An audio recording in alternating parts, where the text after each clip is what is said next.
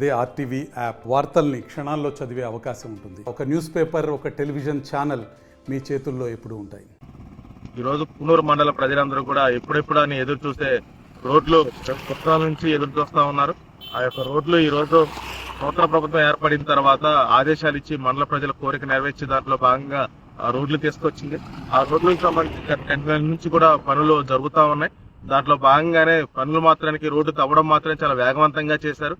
వేగవంతంగా చేసిన తర్వాత పనులు మాత్రానికి పూర్తిగా అవ్వకుండానే మధ్యలోనే ఆపేసిన అప్పటి నుంచి కూడా సరిగ్గా వాటరింగ్ చేయకపోవడం వల్ల, కాంట్రాక్టర్ నిర్లక్ష్యం వల్ల మండలంలో ఉన్నటువంటి ప్రయాణికులు, అదేవిధంగా తెలంగాణ ప్రాంతానికి సంబంధించిన వాళ్ళు కూడా తీవ్రమైన ఇబ్బందులు ఎదుర్కొంటా ఉన్నారు.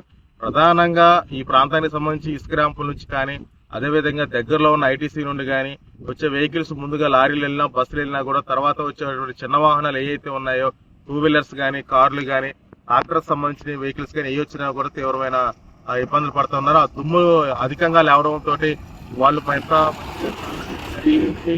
ప్రయాణం చేస్తున్నప్పుడు కూడా రోడ్డు మీద ఉన్న దుమ్ము మొత్తం వచ్చి ఆ ప్రజల మీద, వాళ్ళ మీద పడి బట్టలన్నీ పాడైపోతున్నాయి. దాంతోపాటు బట్టలు పాడవడం పక్కన పెడితే ప్రధానంగా ప్రాణాపాయంతో తీవ్రమైన ఇబ్బందులు పడతా ఉన్నారు. రీసెంట్ గానే రాజీనగర్ ప్రాంతంలో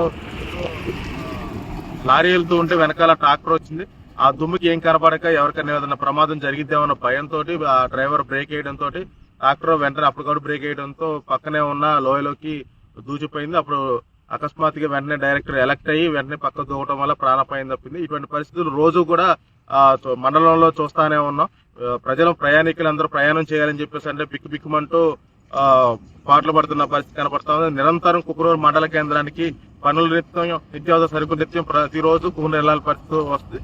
అది నగరం నుంచి కూడా తీవ్రమైన దుమ్ము లేవడంతో ప్రయాణికులు తీవ్రమైన ఇబ్బందులు పడుతూ ఉన్నారు. ఈ రూపంలో కూడా యాక్సిడెంట్లు ఎక్కువగా జరుగుతూ ఉన్నాయి. ప్రభుత్వం ఎప్పటికైనా స్పందించి వెంటనే కాంట్రాక్ట్ నిర్లక్ష్యం విడనాడి వెంటనే రోడ్లన్నీ మొత్తం పూర్తిగా రోజుకు 3 పూటలు తడిపి వెంటనే రోడ్లు ఏదైతే పనులు ఉన్నాయో పనులు కూడా వేగవంతం చేసి కుకునూరు మండల ప్రజలకి ఏదైతే వరంగా కావాలని చెప్పేసి కోరికగా కోరుకున్న రోడ్లు వెంటనే పని పూర్తి చేయాలని చెప్పేసి ప్రభుత్వాన్ని కోరుతా ఉన్నాం. మరిన్ని వీడియోస్ కోసం ఛానల్ ని సబ్స్క్రైబ్ చేయండి. లేటెస్ట్ అప్డేట్స్ కోసం వాట్సాప్ ఛానల్ ని ఫాలో చేయండి. అండ్ లింక్ డిస్క్రిప్షన్ లో ఉంది.